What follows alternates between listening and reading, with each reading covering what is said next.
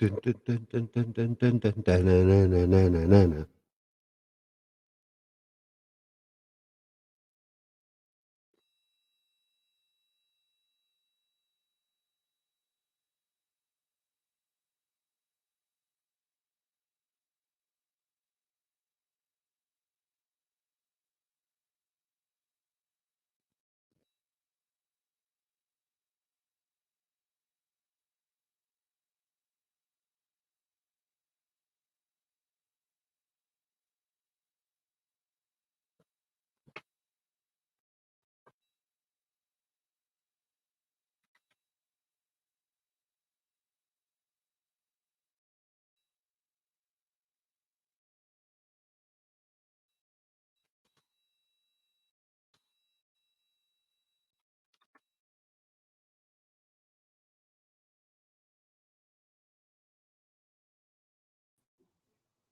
Yeah, who's that?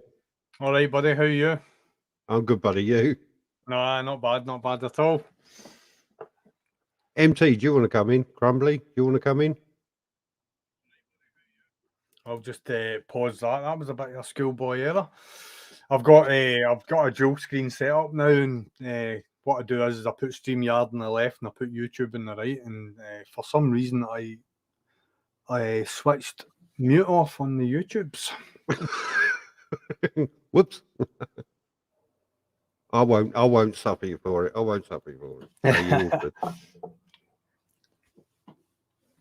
What are you drinking today tonight, Zed? Oh, mate, I'm drinking Kraken. Oh, very nice. Yeah, it's Very beautiful. nice So it's indeed. beautiful. Treating myself. I've also got a little Hobgoblin.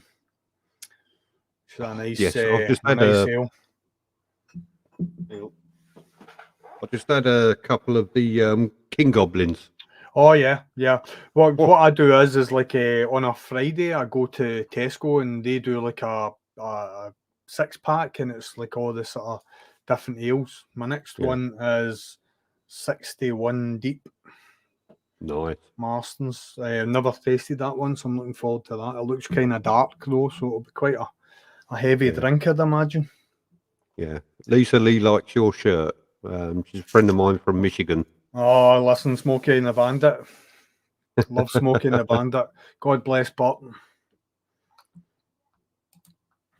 I got my daughter 16. I got her into Smokey and the Bandit at a very young age. It's brilliant. Young Viking says I should have a supporters tab set up, but I haven't got one. I don't think. I think you got to have a certain amount of followers to do it, isn't it? I'm not 100% sure. I think like the likes are see like on YouTube when people can post messages. I think that's at 500 that you're allowed to do that. All right, okay. Which allows like basically it opens up a community. A community. See how like on your YouTube page when you go into like Manny's videos and that you've got discussions and so on and so forth across the top. It brings up another one that you can go into that says community, and that means that you can actually text your subscribers and like say maybe I'm going to do another video. What do you think of this, that, or the next thing? You know, and you can basically sort of integrate and communicate with your community. But I'm not sure. I'm not sure about what he's talking about there. No. Yeah. Howie's thinks we're lucky. We're off. He's off the booze. Welcome, gentlemen. How are you doing the dry January? Are you? No, you just don't. I was trying to lose weight. I just thought I'd kick the alcohol. I've got I've got a friend coming all tomorrow. Them hidden calories in alcohol. It's not good, is it? No. I've been drinking shorts over Christmas to try and lay off the lagers and the bitters and stuff. It's helping a bit. But... Crumbly, I feel for you, mate. Yeah. Oh, it's terrible. It's Corona. It's been round us for 2 years now. Can you believe that? I know. I don't know. I worked through it all. I mean, I have a PCR test every single day. It's a nightmare. I haven't got used to it, even though I've been doing it for 2 years. It's my wife's. She's a domestic in a hospital, and like we've obviously as a family, when she's coming home, she's been in like COVID wards for the last 2 years. So like the family's pretty much been doing tests regularly all the time. and like my work never really shut as such either. So I've pretty much been working all the way through it, but luckily enough, I've not succumbed to it yet. Hopefully, I don't. I've had it before. I had it at the start before I got vaccinated. One of the first people to get vaccinated. When you're in the NHS, you kind of get prioritized because you need it for your job. But I mean, yeah, I see. This is really weird. I had the first jab, and then I had the second jab, and then I got COVID. Super weird. A bit suspicious, but I mean, it is what it is. And then I had my booster about 7 months ago, just before it started rolling out. I had the booster at the beginning of the week, and the pain I had right there was unbelievable. Which one did you have? Well, I've Pfizer with all three. Yeah. The Moderna one I had was booster, and that really made me grotty. It was meant to be the Moderna one that I had, but they only had Pfizer left at the time that I went to get the thing. I was quite happy with that because I wasn't going to take the Moderna. I didn't want to mix. That was my choice. I would have chosen the Pfizer because my first 2 Jags were Pfizer. So, and that was it. It was just basically I didn't want to mix and match. I wanted to make sure that I was getting the same one 3 times. So it wasn't like to get better protection, didn't they? Yeah. Well, that was one of the things. Oh, they're always changing their mind. Oh, God, yeah. Yeah, it switches from week to week, doesn't it? I mean, and then there'll be some news story, though. This one isn't as effective. It's only 40%. And then the week later, it's 80%. Yeah, my arm's starting to look like a sieve at the moment. I know. I feel for you. I think, the protection time that they're talking about as well, it may be that a 4th booster is on the cards as well. They're trying to make it a 4th Jag. Yeah, they're trying to make it every 6 months, aren't they? You need a jab or something like that. Yeah. Soon it'll be a chip in your arm. Soon we'll be growing extra legs. They're talking the tablets. Soon the government will know everywhere you're going and what you're doing. Yeah, you know it. Yeah, they do that anyway because everyone carries a mobile phone about with them. Yeah, don't forget if they bring into another lockdown, you can all get together and have drinks as long as you say it's a business meeting. Yeah, absolutely. I'm going to start my own business. And have motor vloggers. I'm working just now. Didn't they come up with some idea they were going to have some sort of oral tablet or something like that too? Probably. Yeah. I had seen that was at the testing stages, was it not? Yeah.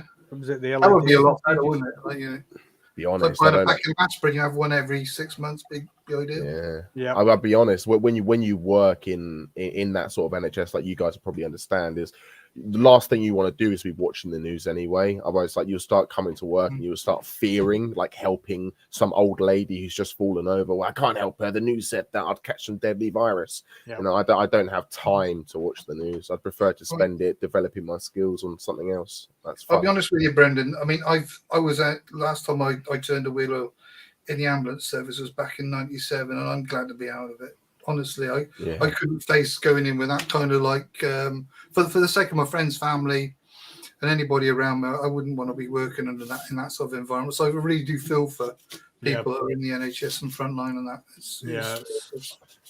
It's good though. At least we got a clap out of it. You got what? At least we you didn't get a pay rise or anything. You got no. We got hang on, let's give you another one. There we go. What a fucking farce that was. Yeah, no, it's like my wife got a lovely little badge that she can put onto her penny. It's like magic. It's like you're just risking your life every time you go into the. Oh, you mean the one with the Superman little thing on it? Yeah. Oh, yeah. You know what I mean? It's like, oh, well done. Fantastic. This will fill the bank, don't worry. Oh, definitely. Guys, I'll be honest with you. I'm an extremely confident guy in general. I mean, I've got a extremely good past in bike clubs, MCs. I used to be a president of a club as well. And I was really nervous about coming on stream despite having all that in my background. But you guys have been extremely welcoming, and I generally appreciate that.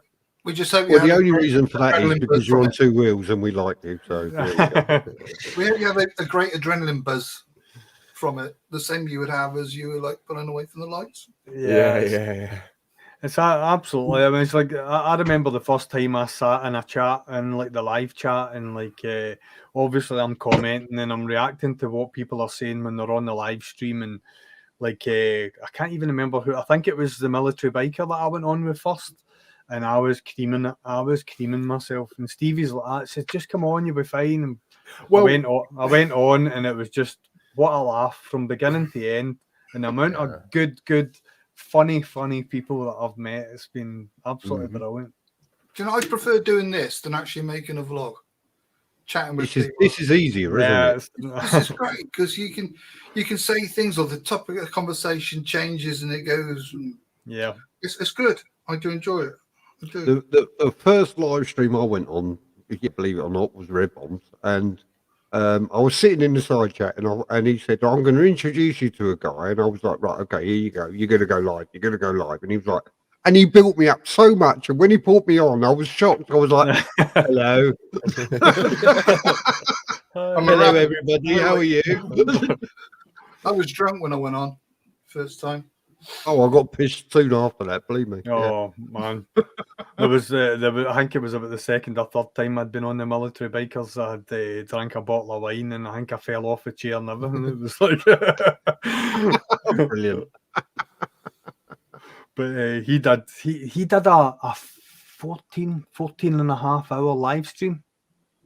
Jesus Christ. Yeah. He did a 14 and a half hour live stream, and when he came on, because he used to come on at 9 o'clock a Friday night, and I came on and I did 4 hours with him, and I was drinking all the way through with him. I went to my bed, and I get back up in the morning, and the live stream was still going. I went back on the live stream for another 2 hours in the morning. I can't even believe that you're still on. What are you doing? Was it like a marathon? It was, That'd be one worth going back and watching, wouldn't it? Eh? Aye, definitely. It was. No, but the live streams I like doing Red Bombs live stream because I haven't got to pay attention. I haven't got to do anything. I can just sort of sit there, get drunk, and enjoy myself. You know. Yeah. This is my second ever live stream. The first one I did was Christmas Eve Continues, because he had to run away, didn't he? Because he had family in that. And I said, well, I'll carry on. And I went on very late till that night, and then I found out what a copyright strike was. All right. You're so used to giving them an F-bomb. I want to just thank everybody tonight for getting me over the 200 barrier. That's great. That's brilliant. No, I'll tell you what. If anybody's not subscribed to Howie 702 yet, do it now. Because, they're mad if you haven't subscribed to me. That's what I'd say. Yeah, do it now. Well, I did the same thing for Cold Huts. He was in one of Red Bombs, and then he came onto I think it was Christmas Eve, and I got him over the 218 or whatever a hump it was. I just sort of subscribe to him. He went, oh, bloody hell, they've done it. And up he went. So somebody's already subscribed to Howie. There you go. It's nice when you come out. I mean, I find it's like weeks, and then the number stays the same. Then all of a sudden, I might do one of these, and you pick up one or two, and then you get another week, and I find that you go in there, you think, I was on 180 something, and now you're down to 181. So hang on, to the beggars. I don't look at it. I don't look at my totals. I stopped doing it because I don't know if you know, but I had a channel before I had this channel, and I had near enough 1,000 subscribers on it, and I basically gave it up because I didn't like the direction it was heading. It was exactly the same name, Zhead Motovlogs, because I kept the name. I just basically shut the channel down, but I had the option of opening it back up again. But I deleted every video that was on it and all the history behind it. I rebranded and I started again. So in this journey, I made the point of basically, I'm doing this because I want to do this. I want to enjoy the process of doing it. I want to enjoy meeting the people while I'm doing it. And I don't want to focus on views. I don't want to focus on how many subscribers I've got. If they happen along the way, so be it. That is the mentality you need. As soon as you start looking at views, subscribers, time watched, what region they were watched in, what ethnic background watches your videos, that's when you start going downhill, because you start pushing out content that you don't like to do. You want to be pushing out content that you enjoy, otherwise it turns into a job and you get run down, lose motivation, channel over. Exactly. And You end up you're chasing the dragon. That's what you're doing. That's I don't go for the analytics and start looking how many females are watching me or how many people have pulled out in the first 20 minutes or something, or the first 20 seconds or something like that. I don't really bother with that. It's just like a little figure that just tells you that, hey, someone else has jumped on board. That's all I kind of, I mean, I'm not going to get tied into it. And the channel was never really started to be as, a commercial, like a reviewer or, anything like that at all. I mean, I've a wee look at it. I'll go into the. I've got TubeBuddy here. I'll always load this up. So the video I did the seconds upload I did on 1 week ago has got 1,700 views. Right. Mm-hmm. The one I did 2 days ago has got 56. Yeah. Do you know what I mean? But now work this one out. I've got 18 comments on the one that's got 56, and I've only got 9 comments on the one that's 1,700. Go figure. I've got a video that's done 8,000 views. Yeah. I've got a video that's done 8,000 views, and it's had like 6 or 7 comments. Yep. And I've got a video that's done the same as you, 60, 70 views, and it's had 20 comments. I'm happier with low views and high comments. Yeah. Because the percentage ratio is higher between somebody viewing your video and interacting with you. I mean, like if you like the likes of that 1,709, there is 30 likes, but obviously that's down to volume more than anything else. But nobody's hung around enough to actually comment on it, and it was a short, which makes it even more twisted. Yeah, those you don't know that MT Belly put a video up of him fitting saddlebags to his Michigan, Lex Motor Michigan. They haven't fell off yet, so round of applause for MT. Well done. Good workmanship. There you go. I just enjoy how diverse his chat is. Like I said, I watched it once and I found it quite boring. And then I'm here now and I find it interesting. Yeah, it's extremely diverse. It depends. I mean, some live chats or some live streams are very structured in the way they are going that way. Yeah. There's one particular guy I follow. He won't mind me saying his name. He's called Black Dragon. He's the ex-national president of the Black Sabbath Motorcycle Club in America. So he's quite a big guy anyway. He's got thousands and thousands of followers, and when he does a live stream, it's him, and he's talking about what he wants to talk about. Right. And some people like that, and obviously thousands and thousands of people do because they follow him. And then when you come to other live streams like this one, like Red Bomb's one, Military Bikers live stream, Burning Gases live stream, we'll start out with something we want to talk about, and then it will digress. And I've described Red Bomb's live streams as a bikes, beers, and bollocks, because you start talking about bikes, you have a few beers, and you start talking bollocks. And that's the way I like to think that live stream should go. It should be what everybody wants to listen to. And why would you do it for followers and to gain people and everything else? You're doing it because that's what you want to do. Yeah. And if you start doing it for other people, then you are not being yourself. Well, that comes back to the mental health thing that we was talking about before, Brandon. But well, this is the thing. You've got to do social media for yourself. So I mean, that's the same thing for the 1000cc Club. Is we've got administrators, we've had sponsorships as well from like Michelin, Quadlock, Insta360 as well, and unless you're doing it for, I guess, like other people as well in a sense, but you don't want to be doing it too much for other people. You want to mainly just, if you do it for other people, it's not fun. End off, right?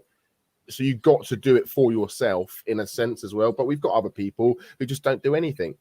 And it just can't be bothered. And as soon as you can't be bothered, there's no point doing it anymore. That's when you start slacking. And once you start slacking, it becomes sloppy, and people don't like sloppy content because they're like, "Oh, this guy can't be bothered." End of. Yeah. If you ever look at any of the content on my channel, it's just me talking bollocks while I ride. And if you want to watch that, then watch it. Absolutely. If you don't want to watch it, there's 1,000 channels out there. Go and find them. I really do not care.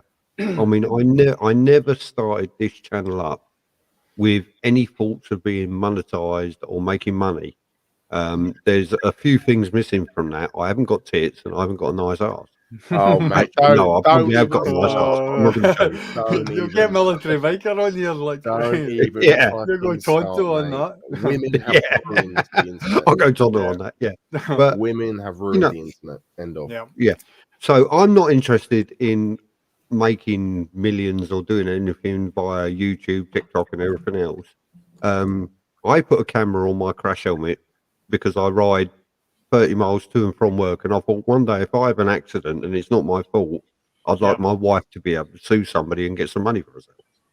And then one day I said, I'm going to stick a microphone in it and I'm going to talk about these fucking things these idiots are doing. And I put a few of them videos up and I went, do you know what?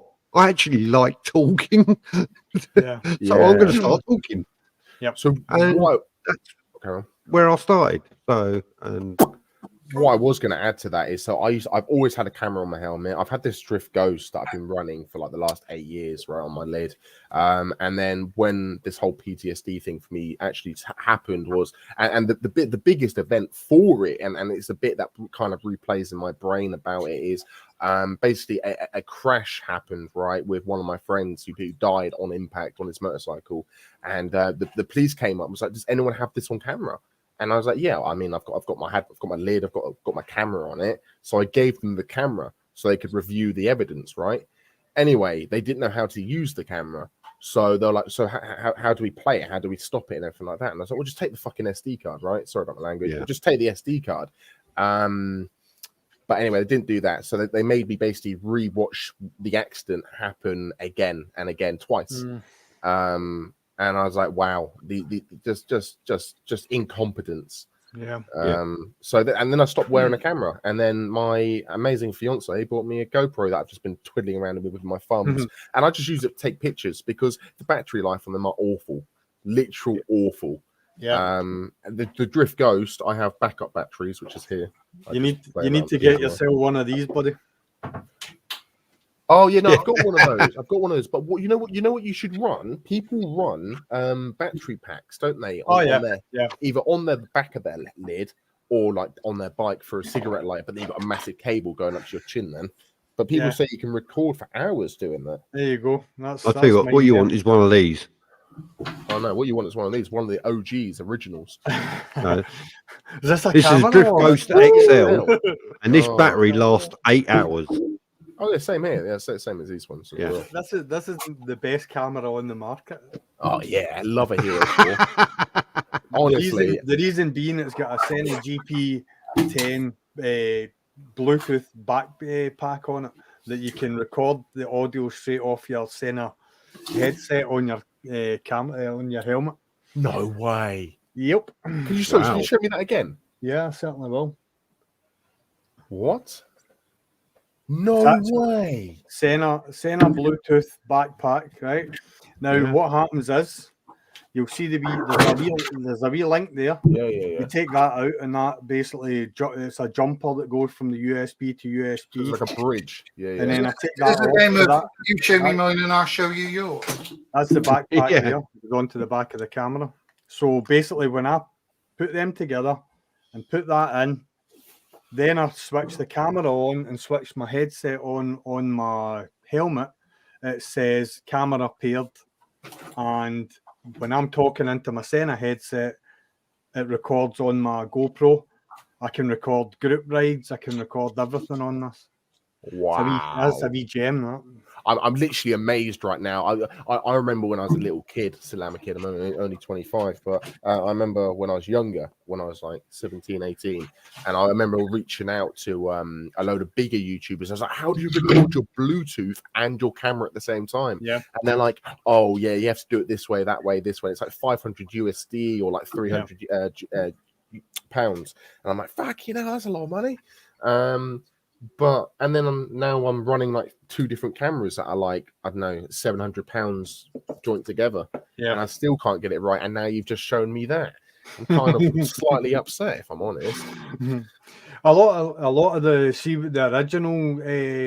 original vloggers that were recording group rides, what they were doing is like, obviously, like when you buy a Senna or you buy a Cardo Pack Talk or whatever it is that you've got that's got the Bluetooth earphones that are mounted into the sort of pockets in your helmet. What they were doing is, and they won't tell you this, is they would sit a mic inside their ear pocket that was picking up the speaker. That's what I do now. So they were running 2 mics. That's what I do now. That was because this all happened before the Senna brought out that for the Hero 4. I don't enjoy questions like this, and the only reason I don't enjoy questions like this is because there's so much controversy, and it's like asking what sort of oil should I be running in my bike, or what sort of tire should I be running on my bike. Exact same question, just phrased differently. I mean, you guys can answer this. I mean, I don't mind answering either, but you guys fire away. Well, I've and originally my Hero 4 sat on my helmet. Now I'm sitting my Hero 9 on my helmet. But the camera I've got mounted on my side in my left-hand mirror is a DJI Osmo Action. And out of all the GoPros, the DJI is a better camera. The motion stability on it is far better. The image quality is far better. But the interaction between a microphone and the audio connection is terrible, which is why I use it as a forward-facing camera. Yeah, I mean, so the way I would always look at it, right, is the Drift is designed to be an action camera for motorsports, right? This is why I'd always run the Drift. It's slim, it's compact. You stick it on the side of your helmet, you don't even realize it's there. Yeah. Now, the issue with the GoPro is, although it is designed for like motorsport and things like that, it's also designed for exploring tunnels and like mountain climbing and things like that. That's why it's so big and hefty. So once that's on your face like that, you're gonna see it, and it kind of blocks your point of view. Where this doesn't. Yeah. I mean, better quality, but has its cons. Better, and then equal, maybe less quality, and has more pros than it does cons. So, like, I've got like that's where my mount is on the front of my helmet. So, if you can imagine, obviously it's the Hero 9 that sits there now. So, my camera would sit there, so it sits in front. So, like, wind isn't a problem. Now, when I mounted the camera here, obviously when you've got the air passing over your helmet, what I found is it dragged your head. Yeah, it does. Yeah, because of the wind resistance, just simple physics. So that's why I went for the chin mount, because the position that the camera sits when it's a ZZR 1400 I've got. So when I'm leaning forward over the bike, the camera is actually sitting inside the air pocket that my double bubble screen's providing, because it's shooting air straight over my head. So it sits in sort of what you would call calm air. So it's not getting affected as much. So that's why I don't ride with a camera on the top of my helmet or on the side of my helmet. I always keep it at the front. Like I can't even get in view there. Yeah, I just run the Drift on the side. Yeah, just best place, I think, isn't it? You can't argue it. Yep. I've got me I've not my had Bluetooth on one side and my Drift on the other side. It weighs me up. That's what I used to do, mate. But then I've got the GoPro now, and I've just bought a chin mount that I import from America from chinmounts.com. And it literally just it goes on the front there, but you've got to raise it up in a way so it actually blocks your field of view. Now, you don't want that if you're on a bike. No. That's like the worst thing you do. Why don't you use Suguru? Suguru, Simon, I don't know if you can you actually see that? Can you see the zoom in and enlarge? Can you see the in between the actual GoPro mount and the helmet? There's something in between it. Yeah, what's that? That's called Sugru. It's a moldable glue. And basically, what you do is you take it out of the package, you manipulate it with your hands, and you can feel it go hot and it goes soft. Then you rough up the underside of the mount, and you basically keep the helmet, the top of the helmet clean, and you put the glue in between the helmet and the mount and let it set. It sets in 24 hours. And That is, I've never even heard of that. That sounds amazing. I could swing off that, and the only way that I'll get that off the helmet is cut it with a knife. But then I can peel it off the helmet, and it won't actually mark the helmet. Or you could heat it up with a hairdryer, right? Yeah. It's amazing stuff. You can get it in B&Q. There are other shops that sell it, but no, B&Q. Wow, I just sat there and waited for an import of a bloody mount from bloody America, and I had to wait 3 weeks for it. And now you guys are saying this. Oh, thanks. There's loads of them. Hang on, come on. Evidently, I'm about 8 years outdated here. You should have jumped on this live stream 4 weeks ago. Oh, I should have done, mate. I should have done. The gym mount. Oh, wow. That's ideal. That is. Yeah. Yeah. Just pull it off. You can have it. You can run with the thing on that. That's that super Velcro stuff. Yeah. Don't them gloves get in the way of your vision. Is that like a very high bond Velcro? Yeah. That's what my number plate's on. Right. Yes, but it is. I'll tell you what, you buy that stuff off Amazon, didn't you? So Velcro strip. Yeah. They're good. Amazing quality, aren't they? See, I got it's like I can't even remember what it's called. It's actually on the bottom of this, and it's like a mechanical Velcro. That's the stuff. Yeah. Yeah. And it's with very high bond on it. Yeah, because like basically what I did was I ran a USB connection up to the back end of my bike, so it's underneath my seat. So basically, when I put that into the bike, it basically sits on the Velcro that I've actually got mounted in the bike, so it doesn't move anywhere. Oh, mate. Sits static. You got to get the quick release though. Said, I mean, these are best. These Ulanzi mounts. Yeah, absolutely fantastic. No screwing with that thumb thing anymore. You just. I love Ulanzi. Ulanzi are brilliant. I've got like a cage for my Hero 9. It's a Ulanzi cage. This is it. And that one I was showing you earlier on, that's a power cell.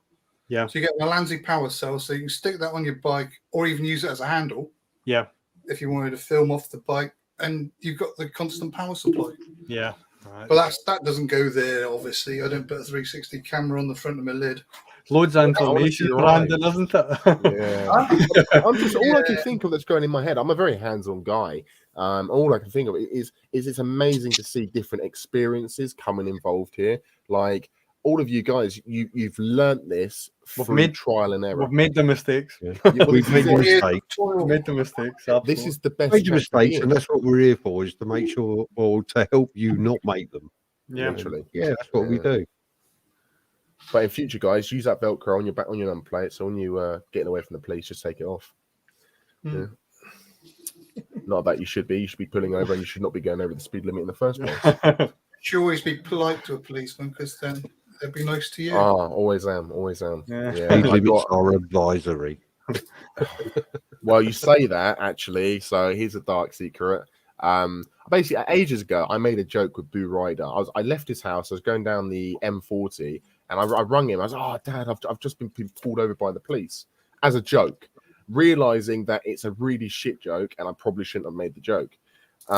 Anyway, like a month later, the partner's out. She's in Winchester, and I'm at home on my own. And I'm like, you know what? It's midnight. It's coming. It's doing that transition period through summer into like winter sort of time. So it's kind of light, but it's getting dark as well. Midnight. I go out, and I'm just cruising. It's literally an empty road. So I twist the throttle a tiny bit, and there's this like BMW behind me. Anyway, the BMW gets closer to my back, so I'm like, you know what? I'm just gonna go. I do 70 mile an hour. It's a 40. Didn't realize. Well, I kind of knew it was a 40 speed limit, but I didn't at the same time. Anyway, blue lights come on, and I'm like, oh god, here we go. So I got done doing 70 and a 40. Wow. So How yeah, many points? I didn't get any. Karma, Got let I off. think Got they let call off. that. Yeah. Got let off. I just said I work Nice for the one. I literally said I work for the NHS. He was like, "Oh, you've clearly had a tough year," and I was like, "I've had a really tough year actually." And he was like, "Fair play," and I was like, "Mate, I know I've done wrong. I shouldn't have done it." And he was like, "Okay, fair enough." But you know, everyone has that weird question about what size number plate should you go for, because you get the massive dinner plate number plates to start with in stock. I always run 7x5. It's illegal, but it's kind of within the law in my eyes. You don't want to see what goes through my eyes, right? But and he was like, "Mate, I'll be honest, just change the number plate." And by the way, I've got a full decat system on this bike as well. Doesn't even say anything about the noise. I know this noise is ridiculous, and it doesn't even say anything at midnight as well. Especially on an MT, it screams like a devil. Yeah, I mean, I've even got a full system on the MT, and I think they're kind of on par with the noise. He didn't say anything about the noise, just reported me from a number plate. On the bottom of my number plate, it says, "Am I too loud? F off." So the word FUCK. And it was like, "That's a public order offense. I advise you change that. Here's your 7-day notice to get it changed." I was like, "Ah, thanks, mate." So yeah, I got let off. Yeah, nice one. Lesson learned. Just I work got for the pulled NHS up and for an flag it. illegal number plate. I remember that. That was funny. I came round this roundabout and I glanced right and there was nothing coming. So I opened the bike up off this roundabout and it's a 70-mile-an-hour limit. So I'm taking second gear to pretty much high revs. And as I looked in my mirror, I saw these blue flashing lights. I thought, "Oh, I better roll off now. I'm doing 90. So I rolled off. And these blue lights were getting closer and closer. And I thought, I wonder if he's looking at me. So I moved to the left-hand lane. I saw the blue lights move to the left-hand lane. I thought, shit, he is looking at me. So I continued to roll off. I'm still in second gear. So I continued to roll off. And as he got near me, I put my hand up and I pulled into a bus stop. And he got out of his car, or the passenger got out. And he walked up to my car, my bike, after I took the crash helmet off and everything else, because I do all that before I get off the bike. I switched the bike off, took the crash helmet off, took my gloves off, got off the bike. I saw the passenger door open and he's walked up, and I've met him at the back of the bike because, yeah, you know, it's the same old thing, isn't it? You meet him at the back of your vehicle. Yeah, don't look at me tax disc. No. That goes back to the 80s. That goes back to the 80s. So I met him at the back of the vehicle and he's just looked at me, pointed in the number plate and said, "What the fuck is that?" Because I had a custom plate on it, which had a watermark in it and everything else. And I looked at it and I turned to him straight in the face. I said, "Oh, officer, I'm so sorry. That's my custom plate I put on when I take my bike to shows." Because my wife calls my bike the Shark, the ugly shark. So I put a shark watermark in the number plate. He said, "Well, we read that G as a C. And if you run my registration with a C instead of a G, it comes up as a Peugeot van." So they've gone tearing off after me. And he said, and what was that off the roundabout? I just said, "What do you mean, officer?" He said, "You tore away pretty quick from that roundabout, didn't you?" I said, "Oh, it's the usual thing, officer. I was trying to warm up the rear tyre." Oh, yeah. Anyway, he asked me my name. He walked back to the vehicle, and I thought, "That's it. I'm getting a ticket for a dodgy number plate."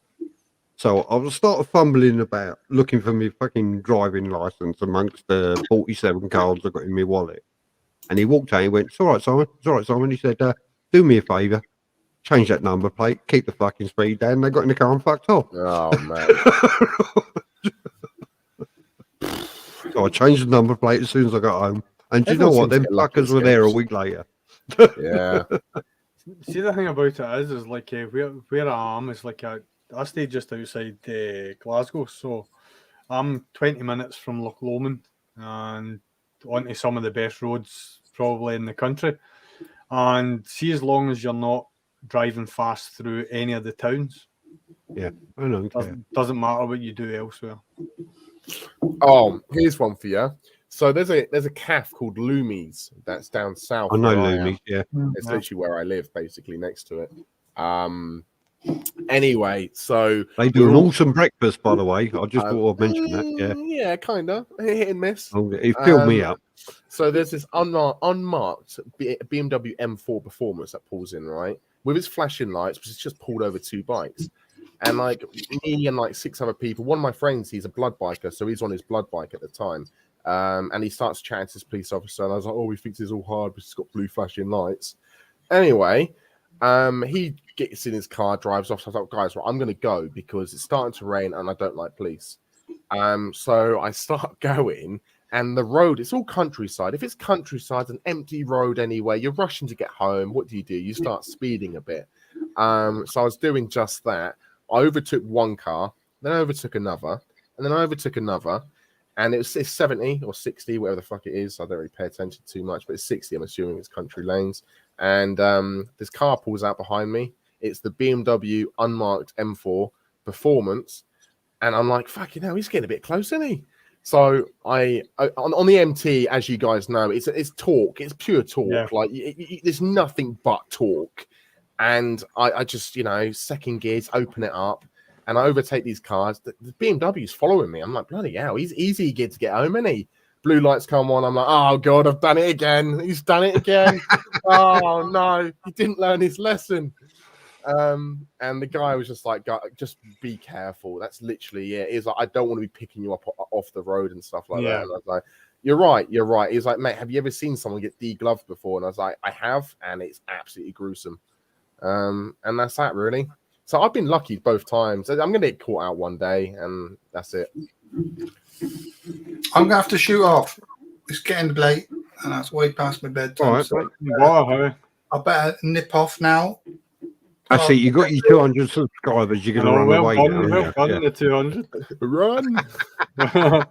Right. Anyway, have a good weekend. You all take care, all right? Yeah, see you later. See you now.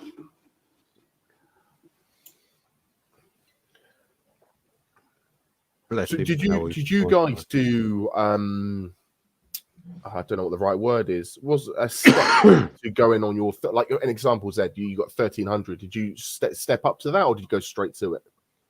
No, I started off in a 600, the ZZR 600. So you didn't even have a 125? No, I did a direct access course.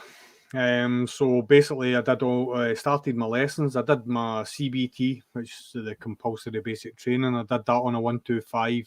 Started my direct access on a 125, which I think was, if I'm right, about 6 lessons. Then it was about another 4 lessons on a Suzuki Van, which is basically like an intermediary bike between a 125 and a bigger bike, because of the frame and the tire size. And then it was on to like an I think it was an ERF6 or something like that. Yeah, Kawasaki. So and that's I passed my test on that bike. So basically, when you sit your test, you're sitting on a bigger bike. And the first bike I bought was a 600. The second bike I bought was a 1200, which was the ZRX 1200. Very much like the MT. It was all torque. It was a beautiful, beautiful muscle bike. I wish I still had it, but the price of the ZRX had actually started to climb. It gained about £1,000 in a year, which was ridiculous. It was unheard of. So I actually still had the ZZR 600, and I was selling it, and the guy wanted the MOT for him to pay me the money that I was looking for it. So I took the ZZR 600 in for an MOT, and the ZZR 1400 was sitting there. No. What was I to do? Yeah. So it would have been rude not to. So yeah, that's how I ended up on that. But it wasn't. I mean, like the 600. I sat on the 600 for 5 years. And so like it wasn't as if like I jumped from the 6 right onto a 12. It took me a while, that way I just felt that from the step from the 600 to the liter bike was a massive step. Oh, it is. It intimidated the life out of me until I actually sat on a liter bike, being the 1200, and I thought, you know what, this is okay, because I know that I'm not daft. I do have my moments, don't get me wrong. Everyone does, because it becomes addictive. Every time you twist that wrist, it becomes very, very addictive. But it wasn't as intimidating as I thought it was going to be. But I wouldn't have changed the amount of time that I had on the 600 for the world. I think that was what set me up, because it was invaluable. I wouldn't advise anyone to rush to get on 1,000. Do a bit of schooling first. Absolutely. Before you go on. And then the 14, I was like the ZZR 1400. I picked that up on the 14th of December 2018. So you can imagine what the weather was like on a 1400cc hyperbike that basically has no ABS, no traction control, in the cold, freezing cold, and I rode that home. My God, what a ride! Scary. It was beautiful, though. Brilliant. Awesome.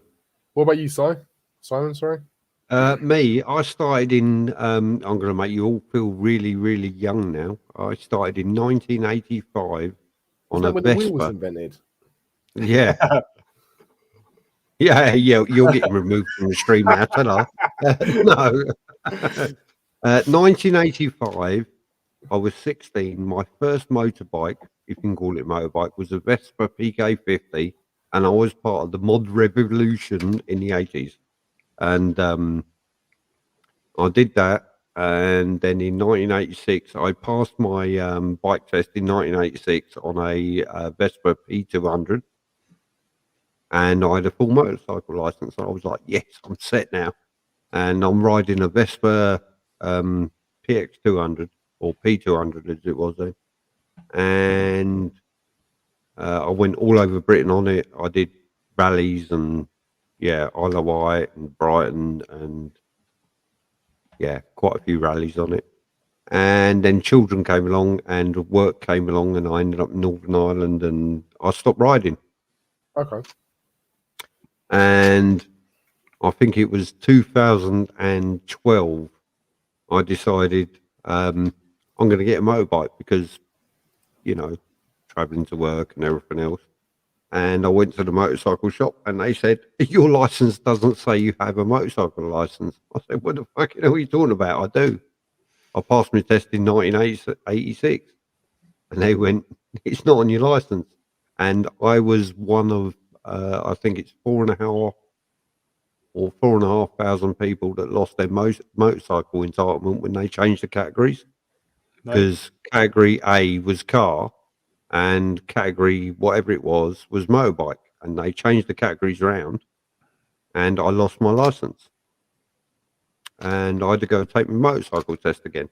At least it wasn't from I went, speeding. fuck it, I could do that, no problem. So I went and took my motorcycle test again. It cost me nearly 900 quid, and I won't go into the problems I had phoning Swansea and talking to a young lady that said, oh yeah, when you pass your motorcycle test, I wasn't even born yet. I won't go into all that. So I passed my motorcycle test again, and I bought a Honda NT 700, which is known as the Dolville or the DeVille, because I was commuting backwards and forwards to work. That's all I was doing, 700cc. And I said to the wife, do you want to come on the back? And she went, no. I went, fair enough. And then she saw me on the internet one day, and she said, what are you looking at? I said, motorcycle clothing for women.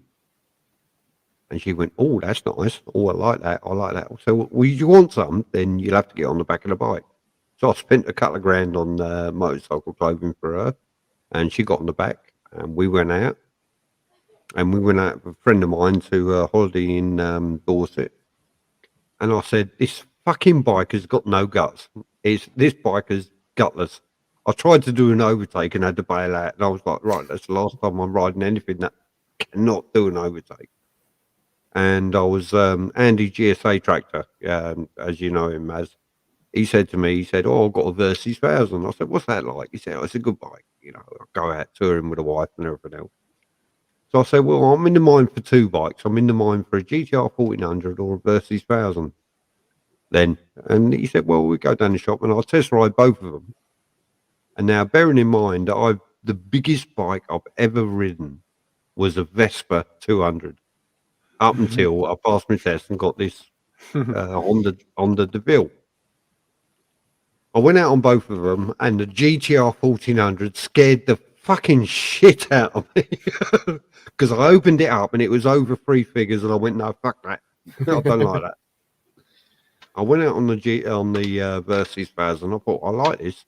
This is a nice bike. It's got plenty of pokes, inline 4. It's nice and smooth, so I bought it, and me and the wife went touring everywhere on it for about 4 years, and it was about 3.5 years into me owning it. I went, I'm out riding it. Yeah, I need more. I need more. I'm out riding it. It's a 1053cc adventure touring bike that's not built to go off road. It's built to ride on the road. And I was pushing this thing through corners, thinking, "Come on, go faster," and it just wouldn't. And I said, "You know what? I'm going to go back and look at the GTR 1400s." And without actually test riding it or anything, I bought one online, and it's the one I own now. Ooh, I just went, "Yeah, I'm buying it," that's and nice. I bought it. It arrived. I took it out on the road, and yeah, as you develop as a rider, you outride your bike. Yeah, 100%. Yeah. Yeah, I outrode me Vespas. I outrode my 700 Honda NT. I outrode my Kawasaki Versys 1000. And I thought, one day I will outride this GTR 1400. Now, I've done the advanced riding. I've done this. I've done that. I've done lots. And there is no way on this earth you can outride the 1400. There's no way on earth. And I'll tell you what, that is my forever bike. That is it. Yeah. And that is my bike history from You could literally 1985. say, Sorry. you literally say the same though. What you say, you can't outride it. It's like any adventure bike, really. Like the GS 1250s by Yeah. BMW, exact same. Tigers, you can't outride them. It's impossible because as soon as you feel like you could outride them, just take them off road. Yeah. Yeah. There's no way you can outride these 1400 or I anything like that. I test rode my friend's GS 1250. He's got the new one, the T Black Edition. I test rode that, and Zed had asked me, what did you ask me? Did I ride it expecting to like it? I thought it was something like that. Yeah, it was something like, he said, did you ride it expecting to like it? I said, no, I rode it expecting to hate it. Yeah. And I weren't wrong. I hate it.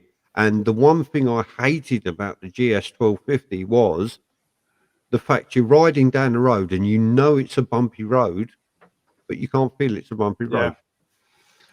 Yep. There's a wizardry. That was the word you used. A wizardry going on beneath my arse that I can't explain. And if you're riding down a road and you can't feel what the road is doing, how are you going to react to it? You can't. That's my issue with. I mean, like obviously the Gen 1. I've got the Gen 1. The Gen 1 moved on to ABS at the latter end of its production run. So, but I've got the non-ABS version. So I know if I'm on a damp road and I twist my wrist just slightly too hard, I can feel the back end step out, which just checks you. You're like, that just tells you, right, calm down. Do you know what I mean? It's like, I don't think you get that because, like you say, Simon, it's like when you've got, I think when you've got too much involved, like the bike's taking power away and whatever, you're going to actually push into corners far harder than you probably should be, hoping that the bike's going to sort out the problems that you're creating for it, as opposed to you feeling the tires. Are the tires warm? Yeah, the tires are warm because they're giving me grip. They're giving me just a wee bit of give as I'm getting into corners. They're not skittish. I'm planted. I know everything that's going on with the bike. I think you're in tune with a bike when there's less involvement from. I'll agree. I'll agree with you. I'm going to say 80-90%. I like the fact that my bike has got ABS and Yeah, traction that's one regret. That's one regret that I Yeah. don't have ABS. ABS is a big thing. Yeah. I love me ABS. Now, I'm not saying I fly into corners and I pull the anchors on and I Yeah. expect ABS to sort it out. I don't. I like the fact the ABS, if you're going into something and you start braking, the first warning you get that the ABS is kicking in, you get a yellow flashing light, which Yeah. warns you that the road is fucked. Aye. Aye. Yeah. It's the same as accelerating. I pulled out of a roundabout once. I opened the bike up and all of a sudden the yellow light starts flashing Yeah. on the dashboard. And I'm like, the first thing I'm doing is closing the throttle, thinking, what the fuck? Yeah. And it's telling me traction control. Yeah. I'm like, yeah, shit. Well, thank you. Well, like I was saying, is like you're getting the yellow light, but what I'm getting is my seat moving 6 inches to the left hand side when the back end steps out. Obviously, because I don't have that, but I've never ever owned a bike that's had electronics. In that sense, with ABS, I do agree with ABS. I'm 100% behind ABS. Traction control, launch control, yep, 100%. But like, see, when you've got you're getting into adaptive suspension and stuff like that, it kind of. I'm really sorry to interrupt here, but this is driving me insane right now. Stuart, Yes. can you please sort that bracket out? What one? It says bracket space Z heads, right? I don't mind that bit, right? It's got to have no space between. No space in between, because like if you're going to do a space, at least do a space after the S as well. Is that on this? On the the stream? All right, I don't even know how to do that. Let me have a look at it. You got to rename yourself, mate. Right, and so, like, wait a wee minute. Somebody's got OHD. Yeah. Oh, hold on, right. Wait a wee minute. Wait, see this, right? Let me see that. Is that better? Oh, that's it. That's it. Oh, mate. It's the little things in life, you know. I know, that's that. Wait a wee minute. Watch this. What about that? Yeah, let's not do that. Was it just the other one? No, I'll put it back. That's bad. Yeah, just put it back. I never even noticed. Yeah, well, I did. That's brilliant, man. It's like see with me, like that. I don't know if there's a Dulux advert, and what it was paint pouring over the edge of a paint can. Yeah, I can't watch that. Oh, why? My nerves just get the better of me, because it's something I can't control. You know, that way it's like it's chaos. It's like I just can't handle it. That's classic. That's awesome. I'm glad we've corrected that though. That's cool. That's cool. So, like, is it the MT10? As it you said you had, Brandon? Yeah. I've really lucky actually. So Boo, right? The reason I asked you the question, right, about how did you get to your 1400, 1300, whatever you say, I can't remember now. Is because Boo Rider, my father, he used to ride motocross when he was like a kid. He's not a kid anymore, but he went from a what did he have? He had the LXR 125, and I got him into bikes basically. Yeah. Really sad story, but I won't share the sad story. But sad story happened, and he got into bikes, and he was like, right, I want to get an LXR so I can spend more time with you. I was like, mate, that's awesome. So he got an LXR 125. He was like, mate, this is just really rubbish, really slow, sluggish. And he just got it to get some road experience. Yeah. And I like that. At least he wasn't being stupid and he jumped straight on a foul. Anyway, he passed his bike test and he's like, right, I'm going to go and get an Aprilia 660. The new ones that come out. And I was like, don't do that, mate. I mean, splash a bit of cash. Why not get an M Sport BMW RR?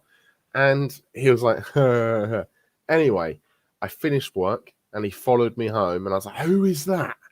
And it turned out he went out and bought an M Sport RR. So that's his first big bike, really. And that's why I asked you, like, the stepping stone you took. Yeah. Because I've had stepping stones and I just found it, for me, that's kind of, it's a bit silly, but I mean, fair play. Fair play, mate. Now it's all wrapped in carbon and everything like that, and it looks mega. His bike is just mega. The BMW has always been on my radar for a long time. And I was just looking at my photograph feed. It was 2018 that I purchased my bike, and this December, 14th of December, I make my last payment on it.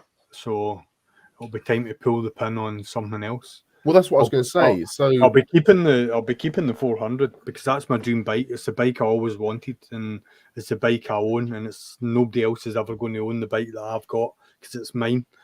That's what I was going to say. Is I had a 125, then I went to a 300, then I had a 650. Yeah. Right, and the reason I made the transition between a 300 to a 650 is because I wanted power. Like you said, you outride a bike. I wanted power. Yeah. Anyway, I've just moved. I left my mum's. I was like, I'm 25. I want to move out. So I moved out and got a 3-bed house, semi-detached. And I work for the NHS, so you know how much money I'm on. Fuck all. And we got a 3-bed house. And I was like, I'm not financially stable to sell the Bandit 650 and get my dream bike, which is an MT10. And as my dad's just bought his dream bike, he kept sending me bloody pictures. He was on your bike, and he was sending me pictures going, I'm looking at this MT10. What do you think?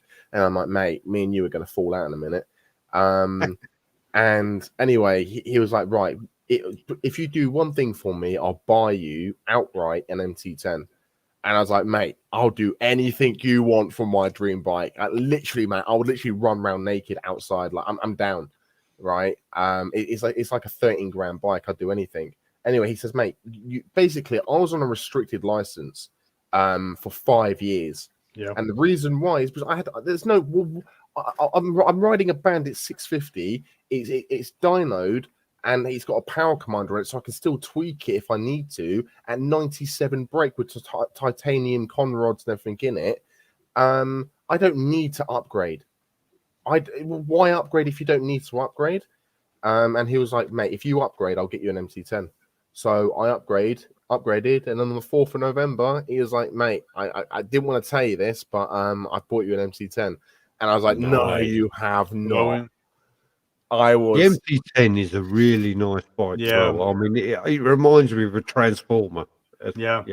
My mate had the MT10 SP, and he stays in Nottingham, and he came up to visit me, and that was at the time I had the ZRX 1200, so he was staying at my house, and he's like, right, big man, give me your keys. So I gave him my keys, and he gave me the MT, and we had been out in the day before on our own bikes, and we'd went this route. And I was trying to get him familiar with it. I was trying to get him to learn the corners so that we could start increasing the speed. So we started off slow, and we did loads of runs on it, just back and forward, until he sort of understood how the corners were. And then the following day, we swapped bikes, and we come round the left-hand corner, and there's about a mile and a half straight, and you can see right up it, but it's got a couple of undulations on it. So as we came up to the corner, we're behind a car. So basically, when we hit the straight, I pulled out in the MT and overtook this car, and the car driver must have looked round and went, my God, that is an absolutely skillful motorbike rider, because I was on the back wheel and I was like, what's going on? Because it's just like just the slightest blip of the throttle. The front end is weighted so light, it just I come off that and I'm like, oh man, that is beautiful. But you need to stop putting helium in the front tires. It's a beautiful bike, but you never ever tire of that cross-plane engine. The sound of that engine when it's wailing. Have you ever pulled an accidental wheelie? Come on. Oh, all the time. Yeah, that's what I was saying. It's just there, that overtake. I wasn't intending to be on the I did one on the roundabout. I was stuck behind this bloke, and you could tell I was trying to overtake him because I was on the outside and I was pushing his back brake light with my fucking headlight. And you know, I'm pushing. And when it comes to the roundabout, I was all right. It's a 2-lane roundabout. I'm going to take him on the inside. Well, as I went round him on the inside, he accelerated at halfway point, like everybody does. And I went, no, fuck it, I'm having you. So I opened it up. Well, the fucking bike stood up. Yeah. and I was on my back wheel overtaking him, and I was like, oh, okay, and I got past him, and I just carried on. He must have thought, look at that flash cam, and underneath my crash helmet, I was going. That's exactly what I was like. I was like to my mate Ross. It was his bike, and I'm like, I didn't mean to do that, but he's like, that was as funny as anything. That's literally. I want to do so much to the MT10. Like literally, I've got like a list of things that I can get trade price on. But it's just like we said earlier. When you make that step from a 125 to a bigger bike, the prices are just so expensive. Absolutely. Yeah, extortionate. I mean, so I can get tires relatively cheap. I was looking at the PR5s, or now they've just released the PR6s, haven't they? All right. And I can get a rear for 130 and a front for like 70 quid. Which you can't really beat that, I don't think. It's just crazy. And tires, mate. Like you said, when you've got a bike that torquey, you go through like 3 rears to 1 front. Yeah, definitely. I mean, like the Z's definitely 2 to 1 on the front tire. It's like two backs to every front, without a doubt. Yeah, and like we said earlier, the brake pads as well is like every bike out of stock, out of manufacturer doesn't come with the right stopping power, I guess. No. That's the first thing you want to do is change those brake pads, change the master cylinder. You know, there's top things you need to do. I mean, the MTs have Brembo calipers on them, and lines, but the discs and pads, 2 things you need to upgrade. Absolutely, and the thing about it is, and it comes down to cost of manufacturing. Obviously, they've got a price point, so even I would say the designers would have had every whistle and bell on it, be it Brembo brakes, Brembo master cylinders, whatever. I don't want to just focus on Brembo, but that was just as an example. And then obviously the accountants get involved, who are the boss of the company, but know how to make money, turn around and say, you can't have Mr. Brembos, but you can have this Mr. Takiko, which will be so many percent and we'll make this much profit and blah blah blah, and the head guys will go, right, that's what we'll do. And then it falls to us to turn around and go, Mr. Accountant, you were wrong, and we're just going to put all that stuff on it. And that's absolutely, yeah. Because it even comes down to like bolts, fixing bolts. Absolutely. The thing that annoys me is when people are like, oh, I have Brembo brakes and I've also upgraded the pads. I'm like, yeah, but okay, but what have you done to the disc? Yeah. The disc is still stock. It's not going to do any. It might improve by 10%, but you need a new disc. But once I've literally just put some chips in the fryer, but I'm starving. So give me 2 seconds. No worries, man. So what's your plans for the weekend, Simon? I don't actually know. I'm off work for a week, even though I've got to go and work for 2 days. I'm off work for a week, so like I say, I'm going to do. One of my followers, MT Valley, or you might know him, MT Valley. He lives in Nottingham. He mentioned he lives in Nottingham, and I said, you know what? I've always wanted to go to Nottingham Castle. It's not a castle; it's a mansion house now, apparently. Right. So I thought, is that where Batman was filmed? Yeah, that'd be it. Yeah. So I thought, well, fuck it, I'll head up that way anyway. And he's given me a few tips on places to go around Nottingham. So I thought, well, I might go up there and see where Robin Hood and Maid Marian got married and you know, all that usual shit. That would probably be a plan for Tuesday. Yeah, that's Chris Walker Kawasaki's in and about that area as well. Not right in Nottingham, but it's not far away from. It's not far away from there. I was. I'll see if I can hook up. I'll say to MT, I'll try and hook up with him if I can. Ed Brown that way. Yeah. Let him know, but so that'll probably be a Tuesday thing, and then I've got Thursday, Friday, and Saturday to fill up. So you never know where I'm going to end up. Yeah. And No Batman was Willerton Hall was Wayne Manors. There you go. That's well worth a visit. No Batman. It was what was it? Walton Hall. That's what it was. Aye. Yeah, It's like Wilton Hall. my mate Ross. Just like when I was down there, he took us to. I couldn't remember what it was. I knew it was down that area. It was like pretty cool outside Batman says, but I wasn't really. Yeah. So MT Belly, I might be down that way on Tuesday. MT Belly, where is Chris Walker Kawasaki? I know. I can't remember whereabouts it was when I was down. That was 2015. I think I was down in Nottingham, but I know that Chris Walker Kawasaki's moved since then. Yeah. Um, Tuesday, MT. I'll be down there Tuesday. I've never been to Nottingham, but I've seen it on TV. I've used to watch Robin Hood all the time. Bing. I know. I was down, as I say, and I never saw Kevin Costner once.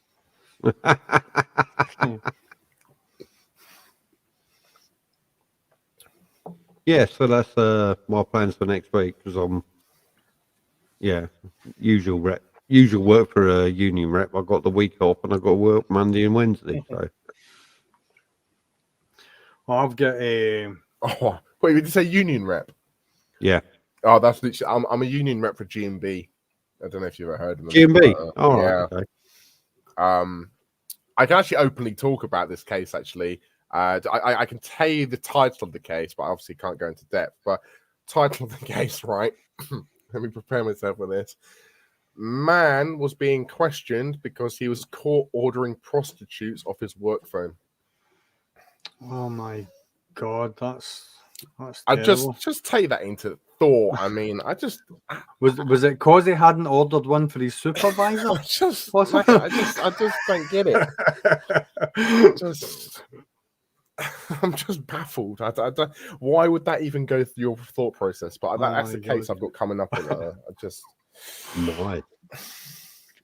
love it. That's crazy. Some of the things that come across with unions, it's crazy.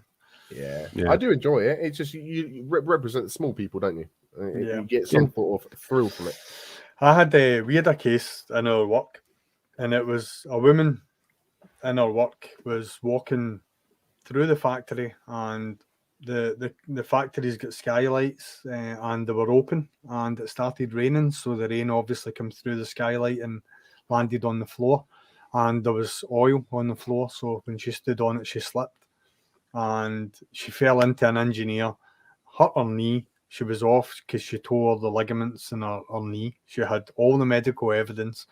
Now this company has got more cameras than the Big Brother house, but never saw anything. Oh mate, She spoke to the supervisor immediately, and the supervisor developed amnesia and couldn't remember the conversation. But the general manager, was able to delve into her personal files. Obviously, the company keeps files of every single person, and he came up with, now, as a company, they issue everybody a certain amount of money a year to buy a pair of safety boots, because they want everyone to be safe within the workspace, so that's fine. So they pulled her into the office when she come back from work, not to ask her how she was and we're sorry that you fell and stuff like that. They asked her, what size of feet have you got? And she said, size 7. Why? He said, can you tell me why you've been ordering size 10 safety boots for the last 4 years? So they basically, she had to go to her union and save herself from getting sacked for gross misconduct for buying boots for her husband from using company money. And this was all down to a fall that she had at work. Yeah. Wow. Yep. The thing is, it happens more than you can probably possibly think. No, I don't doubt it for a minute. You don't know how many times I've ordered safety boots for my kids. No, but see the thing about it is like in what the union, and the way that the union rep was actually spot on. The union rep turned around and said, you do not specify what the money's to be spent on or who it is for. So you cannot Yeah. You cannot pursue this any further, and it was thrown out. As long as the person is wearing the correct protective PPE Yeah. at the time of Yep. the incident. Now, here's the ironic thing, Sammy. The company didn't even have a mandatory safety boot wearing policy. It was Excellent. It was optional. But Excellent. yet they still provided you the facility to purchase them if you so desired. So what are women going to do? I'm not going to use the money, but I'm not letting them keep the money. I'll just spend it and I'll get my man a pair. Because they Yeah. were all doing it. So when Yeah. she went for the actual union meeting, she had 10 people that all went in and said, I do exactly the same thing. I do the same thing. Not even from, because we've got about 4 sites within the whole of Scotland, and it was from different sites, and they all said the same thing. Well, then it becomes common practice, and that's accepted. Yep, that was it. That was it. Yeah. Excellent. I just love it because management will assume you don't know anything and try and walk all over you. Yep. Mm-hmm. And then you start throwing some stuff at them. They're like, yeah, whatever. And then they don't listen to you. So you're like, that's fine, mate. You do that. I'm going to start emailing some MDs, which are managing directors. Yep. And we'll see how far we get.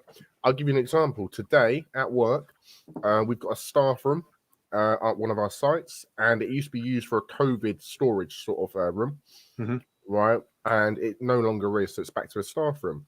They took all the rads out, so all the radiators out. So it's freezing cold in there. It's like -3 at the moment in the, like where we are.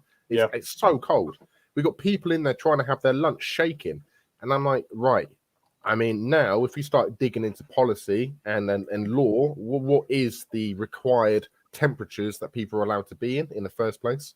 I'm gonna get an audit. And they're like, oh yeah, okay, whatever. And then you start tagging. We've got the GMB officers, so people higher than me who like take it and know workplace law better than I do. And start tagging them. Oh yeah, I'm so sorry. Yeah, you'll get the radiators in like the next hour. I'm like, oh fucking hell, that wasn't hard, was it? But if you were a generic person and you didn't have that, you wouldn't get anything. Yeah. No, it's like I was an engineering supervisor, and I've been in the same company for 20 years, but I've moved from one site to the other.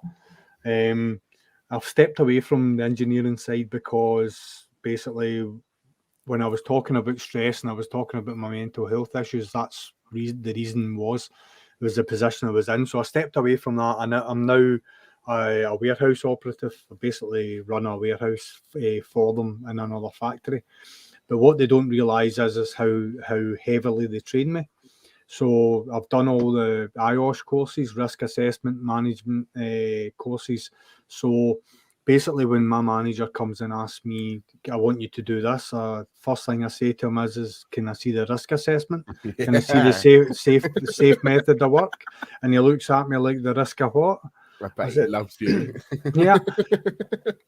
I keep on saying to him, I'm not trying to be a dick. I just, you need to tell me how you want me to do this job, because if I do it a way that you think is wrong, then if I hurt myself, it's me that's to blame. But if you tell me to do it, it's you to blame.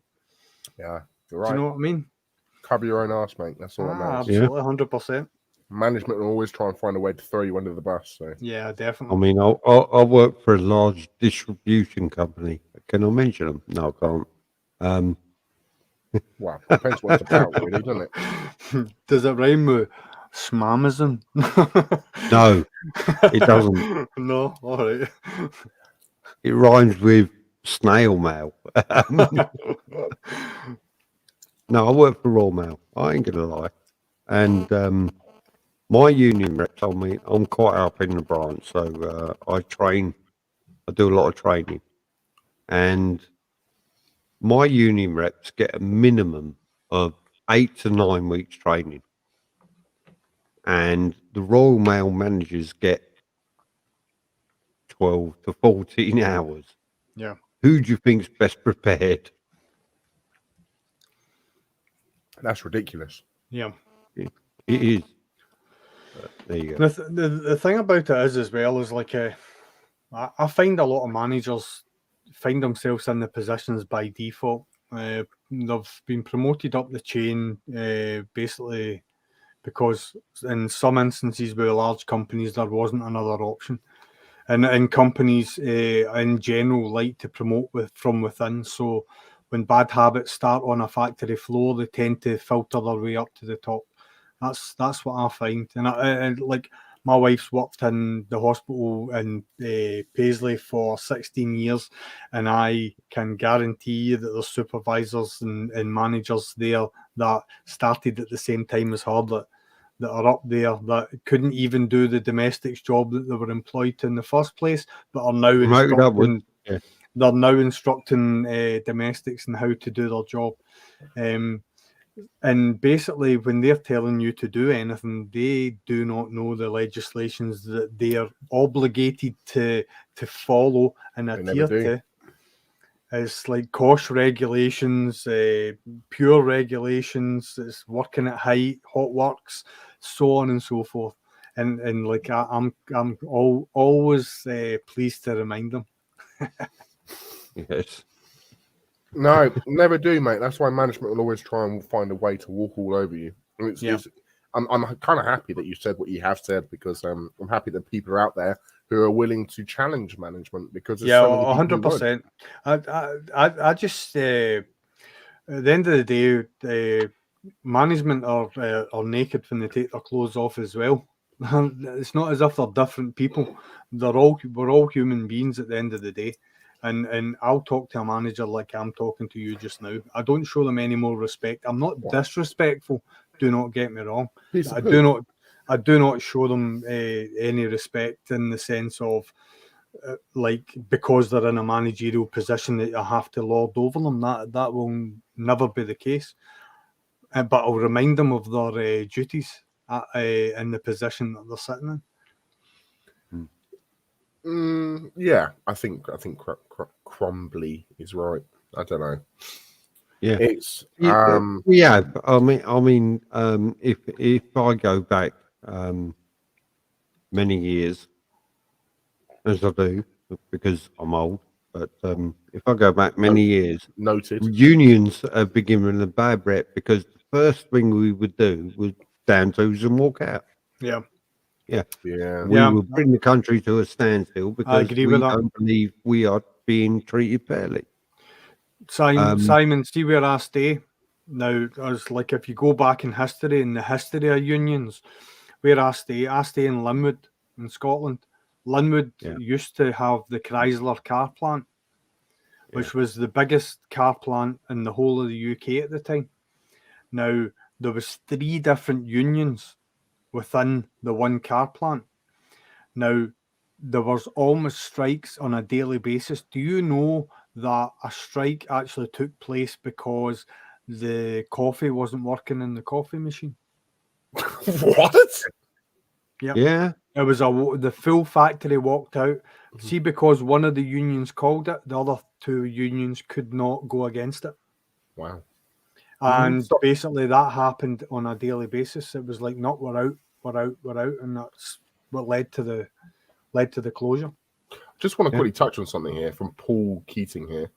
Evening all, just got back from Manchester, failed mod 2, pissed off, doesn't cover it. Mate, literally, like, I was really lucky. I passed my mod 2 and mod 1 for my A2 license, but for my full license, for an unrestricted license, I failed my mod 2. And I failed my mod 2 on the day my dad told me he had bought me an MT10. So kind of think how that made me feel. So, mate, it happens, unfortunately. You're a bigger person from it. You live, you learn, and you move on. The only stinger bit for it is the price. Yeah, 100%. For me, it was like £170, £175. Yeah, because there's a higher of the bike and absolutely ridiculous. Yeah. But mate, I do feel bad for you. Yeah. It's just one of those things. Paul, I passed the second time. I failed the first time, and I'll tell you what it was. I went through the Clyde Tunnel in Glasgow. I'm heading towards Scotstoun. and the instructor had said to me, take the first and the right, which meant I approached a set of traffic lights. I stopped at the traffic lights because they were red. When they turn green, obviously I'm turning right, so you're meant to pull forward. And I think I sat for about 1 second. It could only have been enough time to check my mirrors and change gear, but he felt that was a hesitation. So that was a mark down. Then he took me up a hill that was very, very steep, and there was massive stones on the hill, and my front wheel actually hit a stone, and the bike moved to the side. But I never come off it. I never fell. And that was changing direction abruptly. I got a feel for that. So listen, it happens. I got the same guy for the second test, and I never get any notifications at all. Now the guy, so when I actually turned up at the test for the first time, I was like, "Oh, hi, right, mate, how you doing? What's your name?" And I told him my name. Where's your bike? And he wouldn't speak to me. He was like dead abrupt, dead short. The second time when I passed, he's like, "All right, mate, what bike are you getting?" and stuff like that. So don't worry about it, Paul. You'll get it the next time. I know that it is another financial outlay, but think of the benefits when you get that license and you get the freedom to get on the roads, mate. You'll nail it. You'll be fine. I love that statement. That has got to be the best statement. Suicidal mums in their armored Range Rovers. That is so true. The amount of times I go to pick up my daughter from school, and you get like the average mum of like 28, 30 in a Range Rover that's financed on PCP. What is it they call it? The Chelsea tractor? Oh, mate. Jesus. I'm in quite a posh area as well. Like I've got Windsor Castle and Ascot just up the road. Yeah. Dude, it's embarrassing. And then you buy an MC10, you just go past them anyway. Listen, Paul, when you go back out, honestly, it's like, take it as just a little part of your journey. It's going to be sore and it's going to be a wee bit hard to take just now, but take it as part of your journey, because I take it as a lesson. It was like, I look at my failure as I wasn't quite ready yet. And that's the way I look at my journey through the CCs on my bike as well. When I was sitting on the 600, I was happy to be sitting on the 600. I looked at 1000cc bikes and I knew I wasn't ready for them yet, until there's a day that comes where you look at them and you think, you know what, I'm going to make that. Everything will happen at the time that it's meant to happen at. It will not happen any sooner. So you're fine. You're on the right course. Just keep going, pal. Wow. You could preach that. No, man. I mean, you're 100% right. Like I said, I was gutted. And the thing is, the worst bit of the whole thing is, when you're doing the test, right? And you've just fucked up and failed the test. Yeah. But they won't tell you. They expect you to finish the ride. But you get to a point, you're like, there's no point. No, like, take them out. I'll let you go. Yeah. I'm done. I'm back to center. So what I did my second time, I was just like, you know what? Fuck it. I'll just rebook it. If you have that mentality of fuck it, I'll just rebook it, you're so much more relaxed and chilled out for that ride. Yeah. If you don't look at it as like a financial burden, as if you could look at it that way, I know 250 quid is a lot of money. Yeah. But if you could just say, fuck it, you know what? I'll rebook it if I fail it. So what? You're so much relaxed. You take the journey as if you were just commuting to and from work. You're like, and next minute, you've passed. Yep. That's it. Otherwise, carry on. See, like the second time I did the test, where I took my test in Glasgow, it's like you go through the Clyde Tunnel. The examiner tried to take me on the same route as he took me on the first test, because it was only a 2-week difference. So I knew exactly where he was taking me. But while we were live in the test, the tunnel going under the Clyde, there was a tailback. And he basically came over the intercom in a panic and said, take the first on the left. And I was like, he doesn't know what to do here because the route that he was wanting to go on's blocked. So I took the first on the left. I did all my manoeuvres right. And then we came to another roundabout and he said, take the third on the right. And I did that. Pull over when it's safe to do so. He let me take off and pull over to safe to do so. And did again. I don't know. It's like there's a few sites that would maybe want to see that for. I'm not going to lie, it'd be a difficult wank, but I definitely manage it. It would be a tough one. not will be a tough one. Not the proudest wank, but No. I'd give it an admirable go. So he took me on a totally different journey, and I think what made me pass is like he knew that I knew what route he was taking me on, and he knew that I adapted the same ways that he had to adapt, and that's really good. I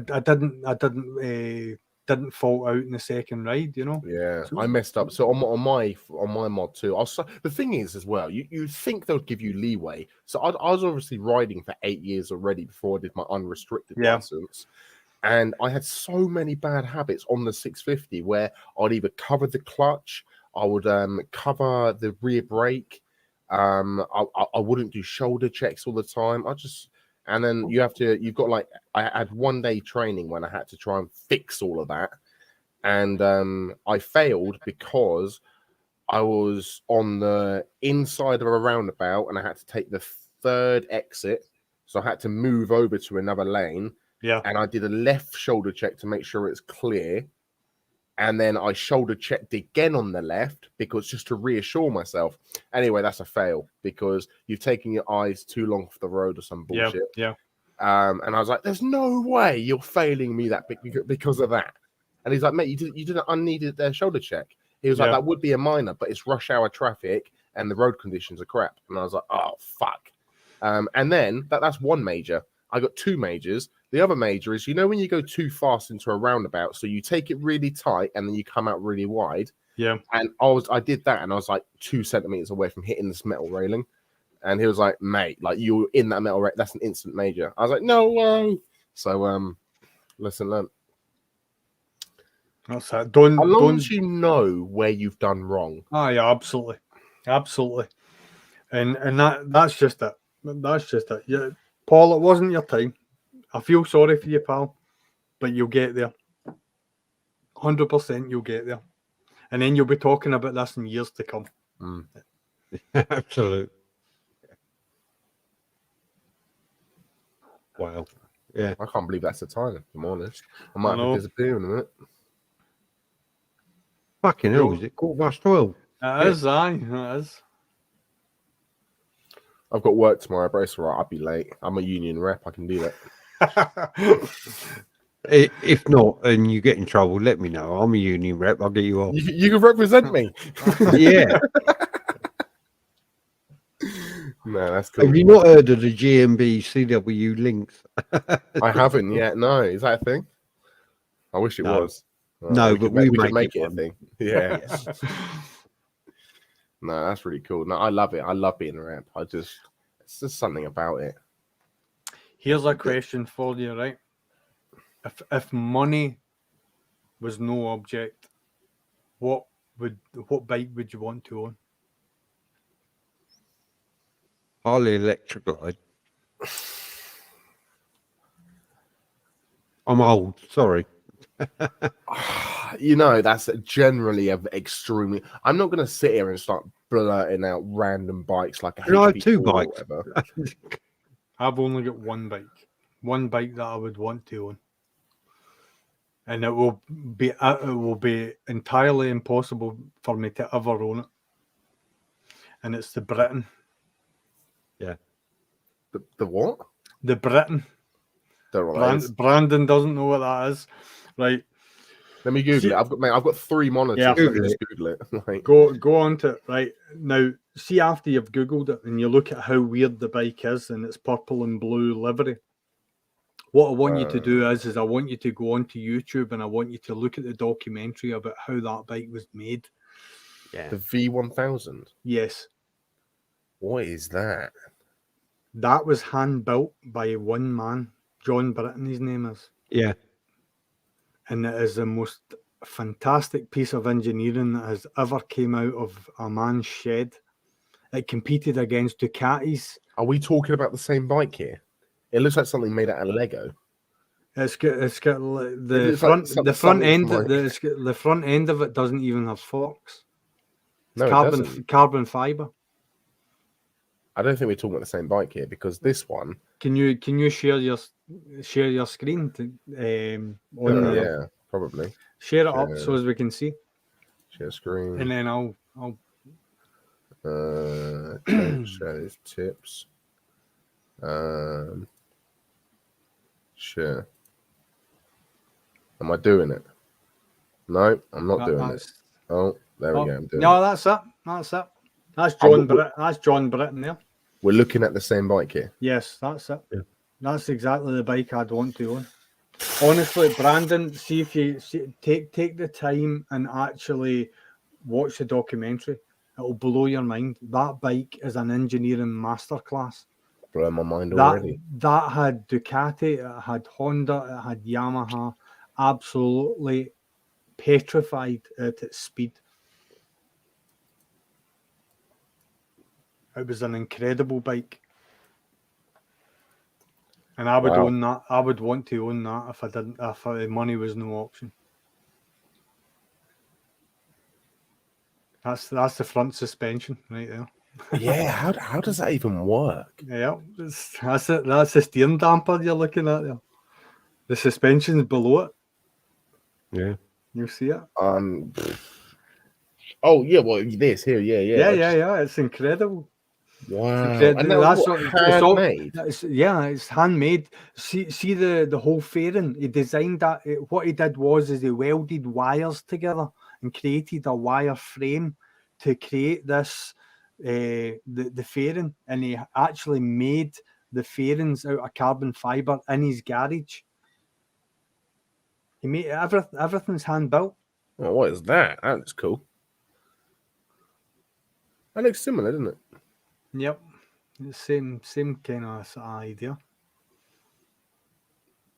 It's a remarkable bike. It does look. Now I'm getting more in depth. It looks good. Yeah, he designed his own house and everything. The man's just it's like one of these absolute maverick geniuses. Carbon fiber. Good old Michelin getting their old little plug. Yeah. Yep, absolutely. But honestly, Brandon, if you don't do anything else this weekend, look at that documentary, please, honestly. And it would be a good one to put on your 1000cc club. See if your members know about that bike. Definitely. Oh, they definitely will, man. We got some relics in there. Yeah, man. Honestly, that's the bike I'd want to own. But I think there's only about 15. I might be wrong, but I think there's about 15 in existence now. Did you hear what I said? I said we got some relics in there, nearly as old as Simon. How quickly do you want to be removed? Simon went to school with John Dunlop, didn't you? Did the tires? You're not that many years behind me, Zed. I'm not, mate. Honestly, I'm not. You're only as old as the woman you're feeling. Yeah, I'm currently feeling 3 22-year-olds. So you come. I can move in with you. You can feed me. I'm 25 in theory. You're old enough to be my dad in theory. yeah, unfortunately, the wrong sex. Still. So what bikes? Money, no option. Would it be a MotoGP bike? Would it be? Well, who? Simon? What Simon. Anyone. Simon. What would it be for you? Well, mine would be an electric glide. Just a Harley electric glide, and then I would have. It's got to be something hyper, so it would be a H2R something. Yeah. Yep. That's all right, because H2R is GP and it's track. You can't ride H2R on the road. No, I'd make my roadworthy. So I was actually in the Isle of Man when Kawasaki released the H2R, when Yeah. James Hillier rode it down Bray Hill. I was sitting at the bottom of Bray Hill listening to that bike coming down the road. Nice. Man, Fucking incredible. Jesus. What We've a got bike. a lot of so our group's divided into like different chapters, I guess. So it's kind of run, like I said, I used to be a president of an MCC, so I've kind of taken that sort of culture and put it into this club, and it's kind of divided into chapters. We've got a lot of Americans on H2s and HP4s and shit, and I'm like, fucking hell, just Jesus. And they're like, oh yeah, just gone out to the local shed and found a barn find of a H2 in carbon fiber. And I'm like, all right, mate, all right, go back to your McDonald's. Like, it's frustrating, but I mean, it's one of those things. You set a goal in life, don't you? And you go out and you achieve it. And if your goal is to own a H2 or a H2R, then you do it. Yep. What would my dream bike be? I really want to say a HP4. That's not a bad bike to aim for, buddy. Mm-hmm. That's not a bad bike to aim for. It's a realistic bike to aim for, I think, as well. Yeah, 100%. I mean, mine's is pie in the sky. I would need to be a billionaire to own a bike like the Britain. But I'm looking at it from an engineering perspective, and see if I was owning that bike, not only would I be riding it, I would take it down to its component parts. Yeah, I would want to see exactly how it lived and breathed. You know, I always make jokes with my dad, that Boo Rider. I always make jokes with Boo Rider and just say, like, I'm going to come around your house and borrow your bike, because he's got the M Sport R on. I'm like, man, I'll just ride it to and from work, a couple of days, It only sees dry. It doesn't come out in the wet or anything like that. It's obviously too nice. If you drop it, you'd probably cry. Yeah. But he spent thousands and thousands on carbon pieces and bloody everything else. Yeah. He's not here now, so I can openly speak about this. He rung me. Basically, I've been teasing him, but he used to play golf, and I'm like, mate, don't pack golf in, sell your golf stuff, and buy a nice titanium system for that BMW. Yeah.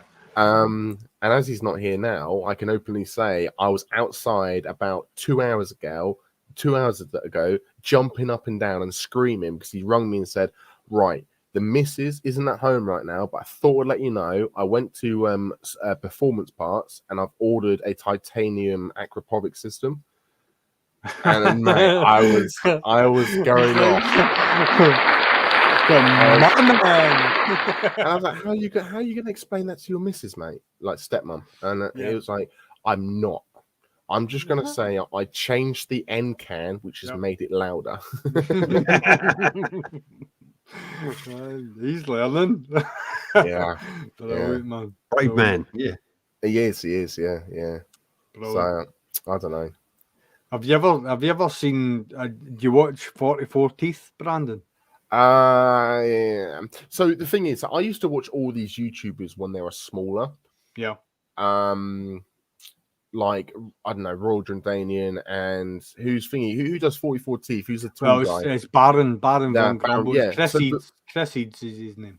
Yeah, before his name and everything got leaked, when he was just called Baron Von Grumble, I used to watch him when he had like 1,000 subs. Yeah, so did I. Followed him right from the start. I followed him about when he broke his leg and he was going about in the mobility scooter. Like when he released that video of him fucking green laning his GSXR. Yeah, that's right. That's right.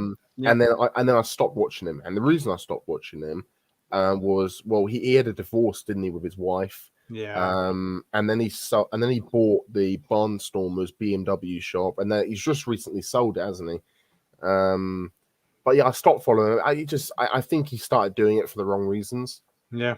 And that's what I said to you guys. Like, you want to be doing it for the right reasons. When you start becoming money hungry or power trippy and shit, that's when it all starts falling apart.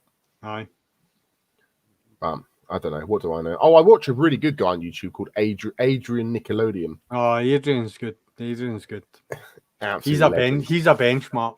He is. Yeah, but he's got an MT10. He's got an MT10 and he runs at 181 bhp at the crank. And I'm like, what? So that must be like 192 or 195. Like, how is that even possible? Like, not on a stock engine, right? It must be an R1M engine or something. It's got to be. It's got to be. Yeah. Mega. But no, yeah, I do. I watch the like you guys said earlier, YouTube is more for 40, 50, 60-year-olds. it's not designed for my generation. Like I do TikTok. I've got like 20,000 followers on TikTok. Yeah. I post the odd video on TikTok. I clickbait and everything like that, like people do on YouTube. It works, and that is it. But it's filled with like, mate. I'm not gonna say it because I'll start a fucking global war. But it's filled with women with tits, blue eyes, blonde hair, the lot, short skirt, whatever. Look at my music. military It's like bikers OnlyFans. But I'm not going to start this because I will generally cry about how sexist the internet is, you know. But Yep. it is what it is. It kills You're not wrong. channels. It's just.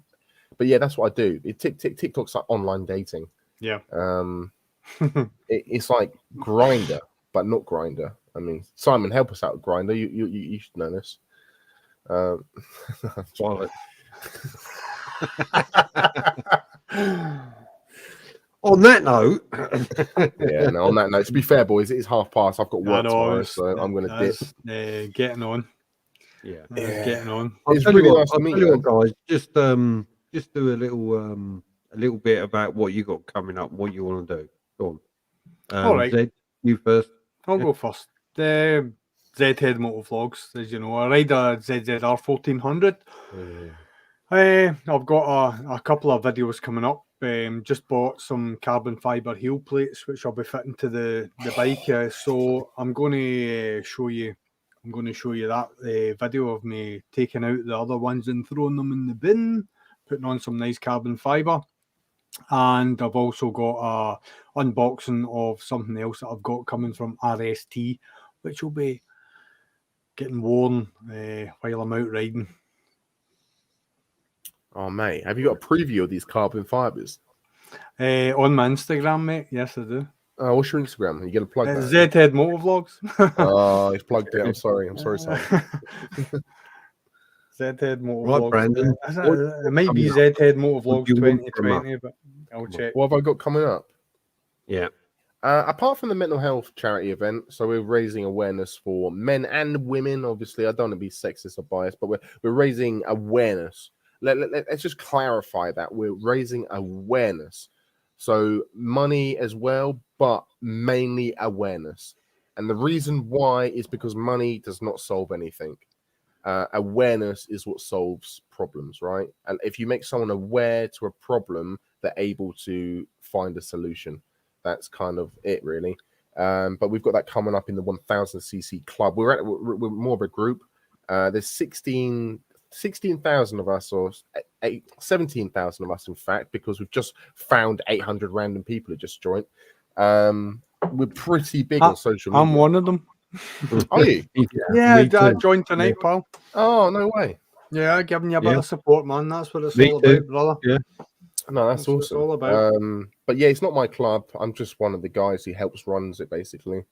But that's kind of it. I want to say I've got more, but I generally don't. I started a YouTube channel that I don't want to say in this chat. Say it. I don't. Right. Okay. Well, let me just go on it, and I'll debate. I've got 1, 2, 3. I've got 3 videos on it. That's not too bad. Anyway. Okay, it's Do called, it. I'll give you a purpose. Grow it. Do it. Right. Put Basically, videos on it and grow it. I'm a gym freak, basically. I do bodybuilding, right? Despite just eating chips then. But I do bodybuilding, right? And anyway, it's called Protein Ghost. Yeah, that's it really. It's got 3 videos on it. It's got MT10 Ruined by T-Max 300. Great video. Just got random stuff where I sing and then I do like a funeral escort on it and things like that. That's kind of what I do. I just talk shit. And I used to be a sous chef. Now, if anyone's ever worked in the kitchen, you'll know our language is quite astronomical, really. It's very rude. But yeah, that's it really. I was doing something, wasn't I? What was I doing? I can't remember. I've no idea. Oh, I know what I was doing. I was going to reload the channel up on my PC so I could plug my YouTube channel. Yeah, that's what you're doing. There you go. That's what I was doing. Literally 2 seconds. I'll just type in the chat and go hi. We'll wait. Cool. Yay. It's half 12 at night. We're not doing anything else. You know, we'll wait. I love having 3 monitors. It's like the best thing in the world. I've only got 2. I feel inadequate now. There you go. Just type that. I've only got 2. One's 22-inch and the other one's 47. Oh, we're going for too size much. now. Oh, for Yeah, God's sake. Right, guys. Thanks very much. I'm away. It's almost like who can pee highest on the wall. Exactly. You know? But no, I said hi in the chat. I said it's Protein Ghost. But yeah, that's me. I can close that browser now. I'll look that up. Derek, come on. Come on, Brandon. What do you want, Simon? Share your channel. I did. Whatever it is. I commented in the chat. Oh, did you? There, I'm trying to point. The camera's back to front in it, so it's yeah. Protein Ghost. Protein Ghost. There you go. Everybody full of Protein Ghost. But I mean, I will. Free videos. Ideally, I'd love to post every day. Right, But so I've followed you, right? So oh no, that means I've got to start posting now, haven't I? you do it because I'm going to be on every single week going, where the hell are you, Brandon? Come on, Yeah. get What are you your doing? finger out. Get your finger out. I've showed you my bloody Senna. I've showed you my Senna on my GoPro. Come on. Oh dear. And you know the worst bit about posting videos as well? I'm never on my own, so I'm always with a group of people, and I can spend 5-6 hours blurring number plates. There must be a software out there that can do it for you, surely. Yeah, I think the police have got it. You just hand the footage over. AMPR, yeah. Oh mate. But yeah, there must be a software. I'll have to Google how to blur them more efficiently.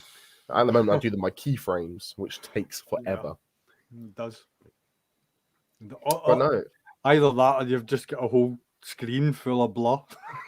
that's literally it. I tried cheating. That's Fluffy screen. I tried cheating and putting like a little black box up to like here, so you could only see like this much of the actual screen. But it just ruins the video then. Yeah. There was a few motovloggers like in what they did was even in their dash, because like sometimes helmet cams they hung them slightly lower so you could see the speedo. So what they did was like a wee cuddly toy or like a bit of black tape or their channel name or something like that over the dash. That's a good idea. And then they'll never know how fast we're going. That means they can never report our number plates. Yeah, well, exactly. Yeah. So they don't flag it, but what I will say to sort of the other side of that is like Teapot One, who Bruce was in the Metropolitan Police, and somebody in the Metropolitan Police that maybe had a little grievance against Bruce actually watched one of his YouTube videos, saw exactly where it was that Bruce was riding, took an investigation team out and measured and timed the distance between 2 lampposts, and calculated that Bruce was doing 37 miles an hour in a 30 mile an hour zone, and Bruce ended up actually saying, you know what, police it's force, possible. Thank you very much. Mate, no, 100% possible, yeah. But you know what I mean? You'd have serious issues, wouldn't you? You'd just go around the guy's house and teach him a few manners. It's like, crazy. Fucking hell. That's extreme, isn't it? You'd But- lose your job over that. It did happen. It was like one of the ones, and like it was police or YouTube, and he chose YouTube, and thankfully for that. I don't know if you know Bruce Teapot One. Have you heard of him, Brandon? He went round the world in a GSX-R 1000. Well, I'll tell you what. Here's one. I'll plug my friend's YouTube channel. I'm sure you might have heard of him. It's called Two Wheels and Review on Two Wheels, or Two Wheel Review. Two Wheel Review. There you go. Two-wheel Have you review. heard of him?